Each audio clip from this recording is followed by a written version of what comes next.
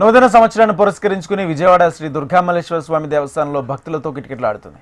రాష్ట్రం నలుమూలల నుంచి పెద్ద సంఖ్యలో భక్తులు తరలివచ్చారు. కొత్త సంవత్సరంలో ప్రజలందరికీ మంచి జరగాలని కోరుకుంటున్న భక్తులతో మా ప్రతినిధి Shyam Kumar face to face.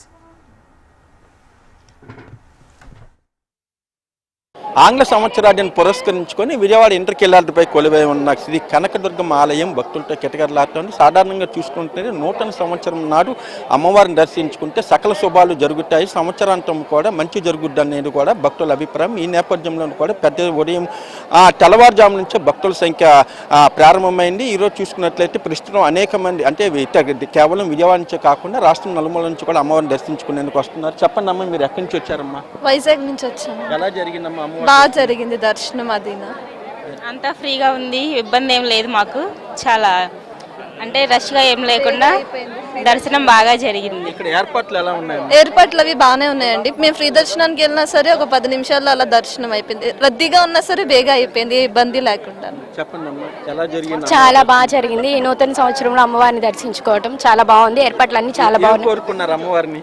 Job రావాలని. చెప్పండి, అమ్మవారు ఎలా ఏం కోరుకున్నారు? జాబ్ రావాలని, ఇంట్లో ఆర్థిక కష్టాలు పోవాలని కోరుకున్నాను. న్యూ ఇయర్ కదా, ఫస్ట్ టైం ఈ న్యూ ఇయర్ గుళ్ళు అందరికీ తిరిగి మళ్ళీ న్యూ బిగినింగ్ తో చేయాలని చెప్పేసి మనస్ఫూర్తిగా దర్శనం చేసుకోవడానికి వచ్చాం. బాగా ప్రశాంతంగా జరిగింది, కానీ ఇంకొంచెం సేపు ఉంచితే బాగుంది అనిపించింది.